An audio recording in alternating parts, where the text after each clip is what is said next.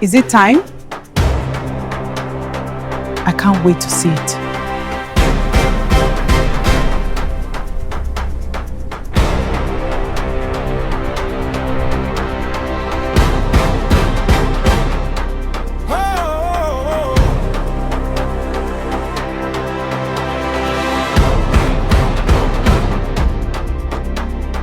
Voice of the people, stories that matter.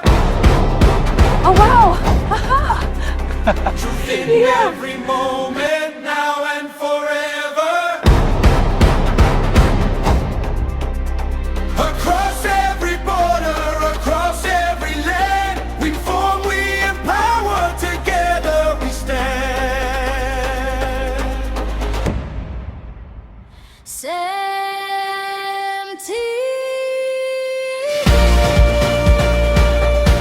From Africa to the world, connecting every voice.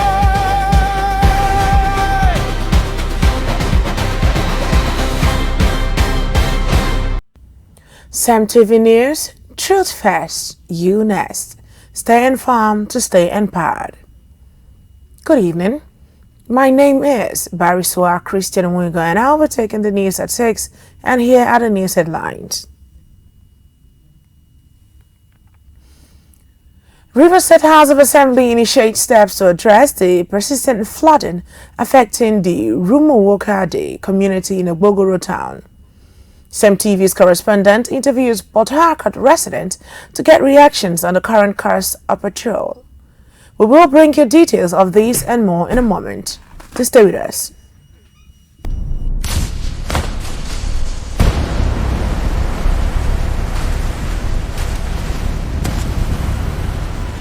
This is CEMTV, reliable news and entertainment.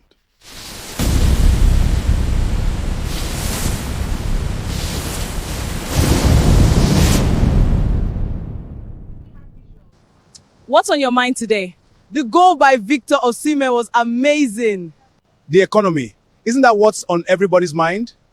I would like to see more women in positions of authority. If you heard and saw it from CEMTV, you can take it to the bank. CEMTV, your reliable source of news, information, and entertainment.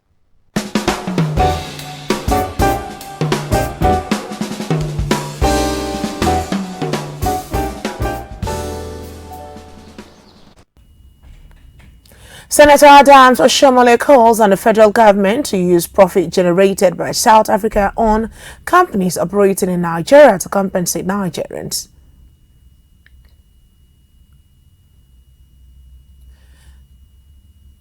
We begin with a report from Rivers, where the Rivers State House of Assembly has initiated steps to address the persistent flooding affecting the Rumuwokade community in Ogbogoro Town, Obiakpo local government area, following a petition submitted by resident, and a decision was reached on Wednesday during a meeting between the House Committee on Works, the Commissioner for Works, Professor Temple Nwofor, and representative of the affected community. The meeting focused on the recurring flood challenge, its impact on residents and infrastructure, and possible measure to mitigate the situation. Community representative appealed for urgent government intervention to end the flooding that has continued to affect lives and property. As part of its response, the House Committee on Works announced plans to carry out an oversight inspection of the affected area to assess the extent of the damage and identify practical solutions. The inspection is expected to guide the Assembly's recommendation and further government actions towards resolving the flood problem. In another development, commercial drivers in Rivers State have called on the state government and relevant authorities to intervene over what they describe as persistent harassment and illegal extortion by members of a tax enforcement task force. The appeal was met during a peaceful gathering in Port Harcourt, where the drivers expressed frustration over multiple levies and alleged intimidation while carrying out their daily activities. The drivers allege that tax force officials frequently stop vehicles, demand unauthorized payment, and seize vehicles belonging to operators who fail to comply. They say the situation has negatively affected their businesses, increased transportation costs, and made it difficult to earn a living in Rivers State. Speaking on behalf of the drivers, some union members urged the government to investigate the activities of the task force and bring those responsible for unlawful practice to justice. They also demanded for an establishment of a transparent tax collection system to protect the right of commercial motorists. The protesters maintained that they are not opposed to paying legitimate government taxes, but insisted that all collections should be lawful, accountable, and free from intimidation. They call for an immediate end to what they describe as unnecessary extortion and appeal for lasting reforms to restore confidence in the state's transport sector. Moving on to petrol price in Nigeria currently range between 1,050 naira and 1,300 naira per litre depending on the location. The supplier and the recent peace agreement aimed at halting hostilities and reopening the Strait of Hormuz has contributed to a decline in global fuel prices. However, many Nigerians say the impact is yet to reflect at local filling stations. Our correspondent visited the street of Port Harcourt to get reactions of residents to the current cost of petrol. Ms. Aluchebe described the pump price of petrol quite expensive, arguing that while crude oil price may fall on the international markets, the prices of goods and services in Nigeria rarely decline once they have increased. She noted the rising cost has become a persistent trend in the country. Mr. Egiam Sutton called on the government to introduce more effective policies to cushion the effect of poverty and ease the economic burden on average Nigerians. Fuel has come down, transportation did not come down. Whatever goes up in Nigeria hardly come down. As I'm talking to per drop is 300 naira. Now fuel has come down, they're supposed to reduce the price back to 200. Yet drivers are telling you spare part at Ikoku is still high. I don't know what is happening. And now if on the other say let us go, government should now intervene. It is now the duty of government should intervene and tell the drivers also reduce your price because fuel has come down. Reduce your price so that people can be able to meet up. How much is the salary? Salary is no longer going anywhere. Before you remove feeding, basic necessity, you see that the money is already gone. So the people are, it's not, and I also pray that the fuel will still come down. If it's coming down, let the food items, because as you are going to the market, they will tell you it's price, moto is taking all their profits. So immediately they bring down the fuel, let it also affect other sectors so that we, the masses, can also benefit from the reduction of prices. Actually, we've not really seen the effect of the reduction in the fuel price. Actually, in a country where there's an abundance of these resources, we expect it to be, there are times when it was one something, 97 and all that, you understand? So we are not expected that it will have risen to this extent, you understand me?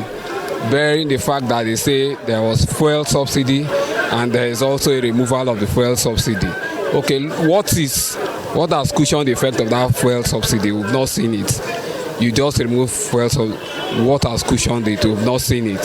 So we want a situation where it will come down to the barest minimum, where the average Nigeria will be able to afford transportation and other necessary basic necessities of life.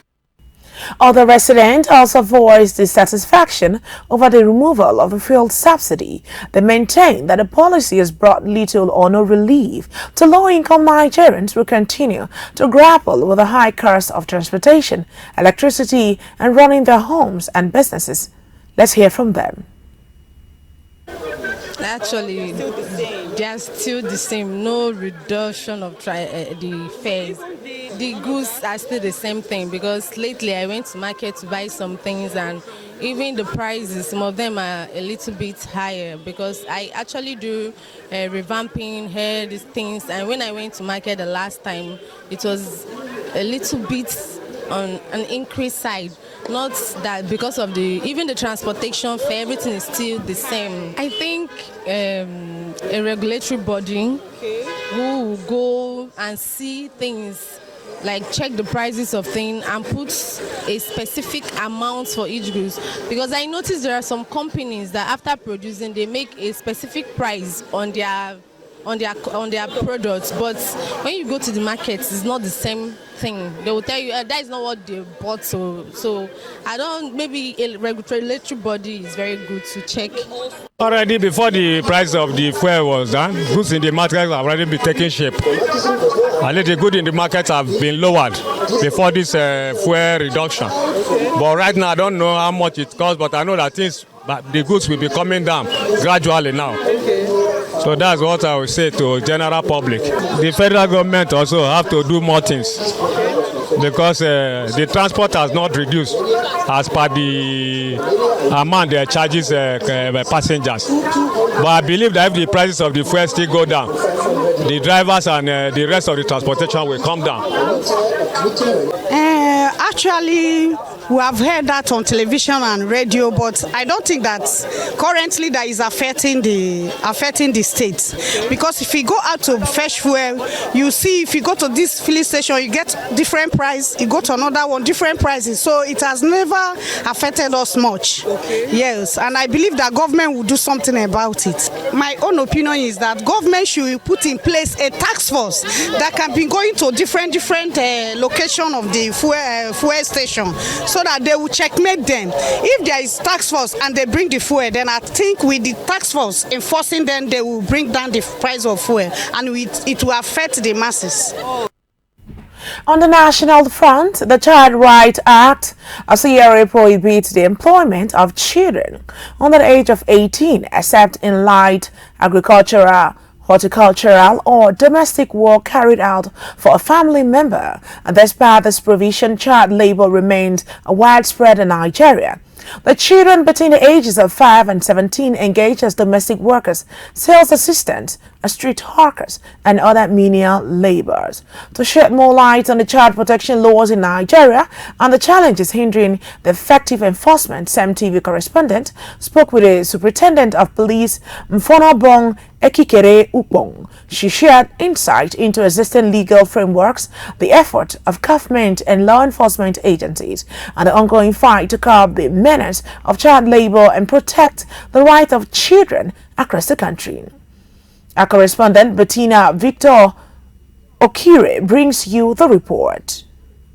The Child Rights Act, CRA, prohibits the employment of children under the age of 18 except in domestic work carried out for a family member. Despite this legal provision, child labor remains a persistent challenge in Nigeria, with many children between the ages of 5 and 17 engaged as domestic workers, sales assistants, street hawkers, and other forms of menial labor. Beyond child labor, many Nigerian children continue to face various forms of abuse, including physical, sexual, emotional, and psychological abuse, as well as neglect, all of which constitute violations of their fundamental rights. To provide deeper insight into child protection laws in Nigeria, the challenges affecting their implementation, and ongoing efforts to combat child abuse and exploitation, CEMTV correspondent Bettina Victor Okire spoke with Superintendent of Police Mfonobong Ekikere Ukpong. During the interview, SP Ukpong explained that child abuse encompasses any act or omission that causes harm to a child, whether physical, sexual, emotional, psychological, or through neglect. She emphasized that every child has the right to protection, care, education, and a safe environment in which to grow and develop. She also highlighted the existing legal frameworks designed to safeguard children, the roles of government institutions and law enforcement agencies in enforcing these laws, and the challenges that continue to hinder effective implementation, including poverty, cultural practices, inadequate public awareness, and underreporting of abuse cases. She further urged the parents, guardians, community leaders, and members of the public to remain vigilant and report all cases of child abuse and exploitation to the appropriate authorities, stressing that protecting children is a shared responsibility. There is a law in Nigeria that protects the rights of the children. Okay, ma'am. And it is called Child's Rights Act 2023. Okay. And it says, anyone under 18 is a child. Marrying, trafficking, or putting them in harass, shows and work is illegal. So you now see that there is an act. Yes, ma'am. But now, is the act popular? Our parents are the vulnerable ones in the rural area, the ignorant ones, are be the illiterate class. Have they been properly educated?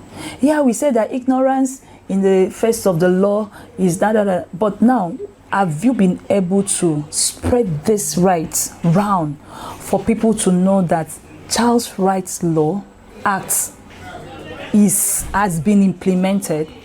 So now we now see that there is a child's rights law to protect the rights of our children, the rights of our child. So we can see that in section 21, no person under the age of 18 is capable of contracting a valid marriage. Any such marriage is null and void. We now see section 22, no parents, guardians, or any other person shall betroth a child to any person. Then we see in section 23, anyone who marries a child, betroth that child, or promotes the marriage of a child, commit an offense, penalty, fines, or imprisonment for 5 years or both. Then section 33 and 32 of the same act, buying, selling, hiring children, using children for begging, hugging, and sexual exploitations, and domestic servitude, commit an offense and is punishable under the law for 5 years, or every fine will be paid. And finally, it can also face an imprisonment. Okay. So, Child's Rights Act also says that sex with a child under 18 is considered rape. An offender can get 7 years imprisonment or 5 years or both. So you see that there is a law. But now the thing is that how active is this law? Before the activeness, has this law gone viral? Where are they sensitizing these mothers? Have they walked into the hospital to sensitize the pregnant women? Have they walked into immunization centers to sensitize mothers? Now, do they also go around market places to sensitize women? Now, do they go to church? This is where we have high numbers of women. Do they also go to churches to sensitize women? So where and how have they been able to sensitize women so that they can be aware of this? And while doing that, how well can we improve this? Because some persons, they may be giving reasons like poverty, family breakdown, and my husband with Nigerian factors and all of that. Is there any empowerment scheme to reduce this poverty? Exactly. So that one can be very comfortable taking care of the child. So that child trafficking, child abuse, and the rest of the thing can be curtailed. There is also a place where you can as well report this conduct, and I can as well give out the number. So number one, you can reach out to NAPTIP with this number 070 300 another 00 then 203. Okay, ma'am. Then you can as well report to the police. Then you can as well also report to State Ministry of Women Affairs to Child Protection, and you can as well report to the High Court. So I think with all of this, we can now see that the awareness, if we have all of these offices here, you can now say that we should work more on creating this sensitization to the women, to the parents, and also see, because with sensitization, knowledge can never be wasted, and also seek a kind of this thing, empowerment scheme that can be given out to these vulnerable parents who, as a result of poverty and whatever reasons related to food and other things, can be reduced. And we also see how we can as well save the future of these children. Meanwhile, Nigeria's tax revenue is projected to reach a record of 50 trillion naira by the end of 2026 as the Nigeria Revenue Service (NRS) intensify effort to improve tax compliance and boost revenue generation through reforms and digital innovations. The projection was contained in the agency's mid-year economic snapshot, which highlighted significant growth in collections during the first half of the year. According to the report, the NRS generated an estimated 21.6 trillion naira between January and June 2026, with non-oil revenue contributing about 76% of total collections. The agency also disclosed that Nigeria's tax to GDP ratio rose from 10.3% in May 2023 to 13% in the first half of 2026, reflecting improvement in revenue mobilization. The revenue growth was attributed to the rollout of the national e-invoicing system for large taxpayers, the implementation of 4 tax reform laws that became effective on January 1st, 2026, and the transition from the Federal Inland Revenue Service to the Nigeria Revenue Service, which consolidated tax and non-tax revenue collection under one institution. The NRS further stated that Executive Order 9, introduced in February 2026, helped increase monthly Federation account receipt by 60% from 1.8 trillion naira in February to 2.88 trillion in March. After closing loopholes in upstream remittances, the agency expressed confidence that the ongoing reforms will sustain revenue growth and enable Nigeria to achieve the projected 50 trillion naira target by the end of the year. To conclude on the national scene, a fresh debate over confidence in Nigeria's university system has emerged after a graduation photograph involving the acting vice-chancellor of Ignatius Ajuru University of Education, Professor Okechukwu Onuchukwu, and his child at the foreign university surfaced online. The discussion was reignited by a social media commentator who recalled raising a similar concern about a year ago after another graduation photograph involving a university vice-chancellor and his daughter in the United Kingdom. The commentator questioned how Nigeria's education system could grow if those leading its institution continue to educate their own children abroad.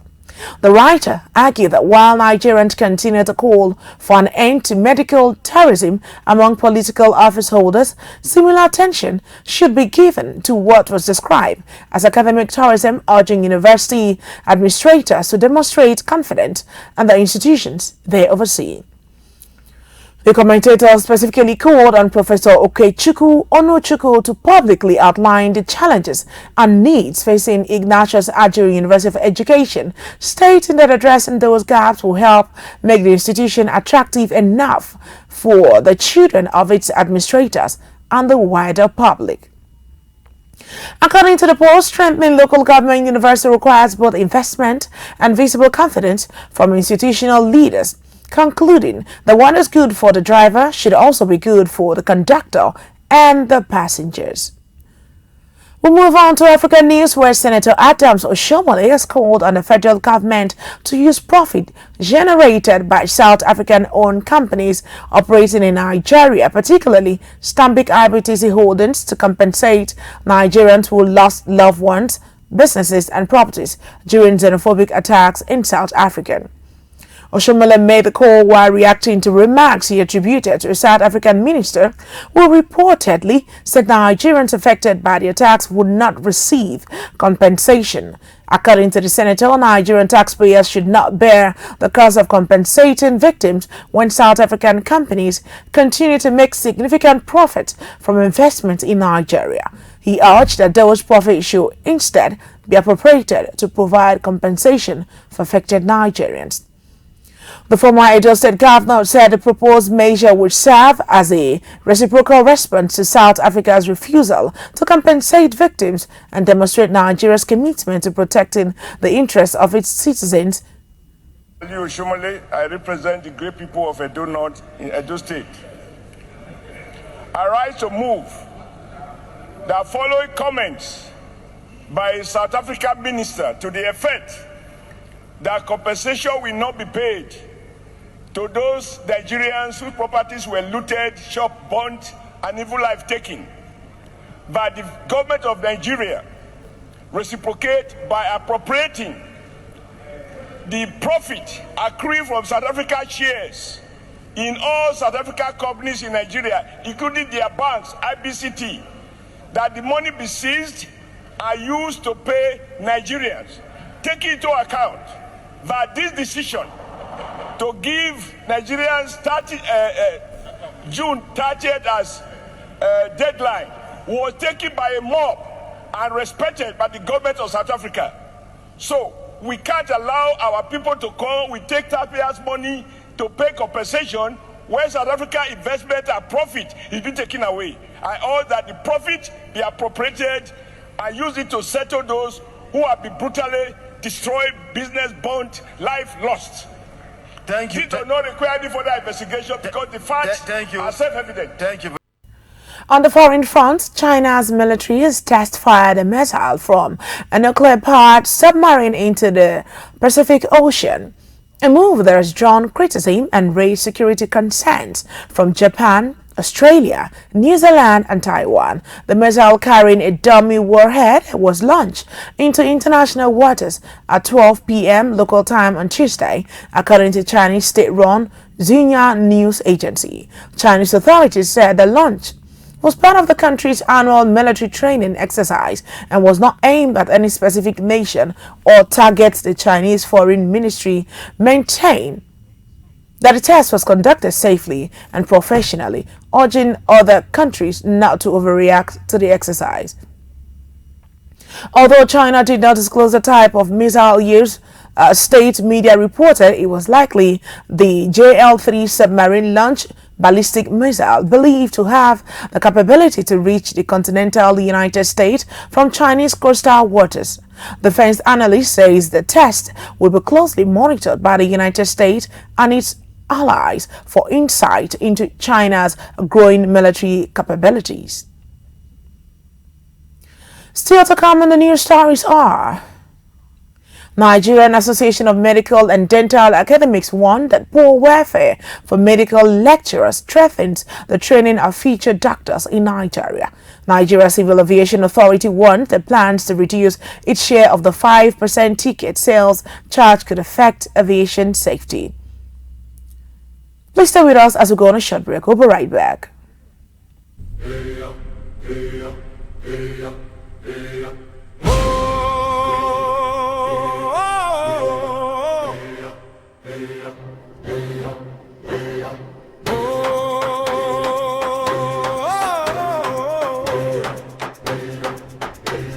Is it time? I can't wait to see it.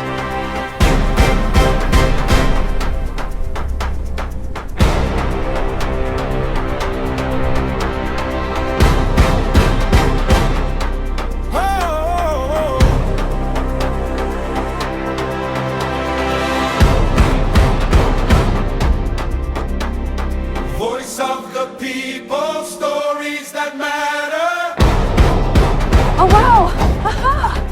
Truth in every moment, now and forever.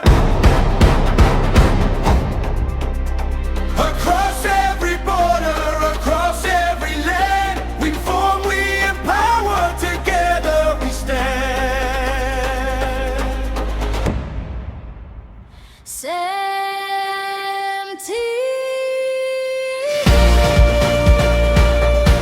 From Africa to the world,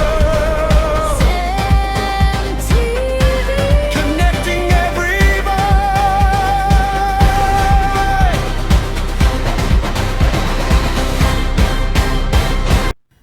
Thanks for staying tuned. Now to the rest of the news. In health, Nigerian Association of Medical and Dental Academics, NAMDA, has warned that poor welfare salary dispute and inadequate incentives for medical lecturers are threatening the training of future doctors in Nigeria. The association says delays in reviewing the 2009 collective bargaining agreement have left many medical lecturers without key allowances, leading to low morale and increasing the risk of experienced academics leaving the country. NAMDA noted that while the federal government plans to produce more medical and dental graduates, this goal cannot be achieved without improving the welfare and remuneration of those responsible for training them. The association has urged the federal government to urgently conclude negotiations and improve the working conditions of medical and dental academics to ensure quality medical education and strengthen the national healthcare system. And in business, Nigeria Civil Aviation Authority has warned that plans to reduce its share of the 5% ticket sales charge could affect aviation safety and weaken its ability to regulate the industry. The warning comes as the National Assembly considers a bill that will give a larger share of the revenue to the Nigerian Airspace Management Agency, NAMA.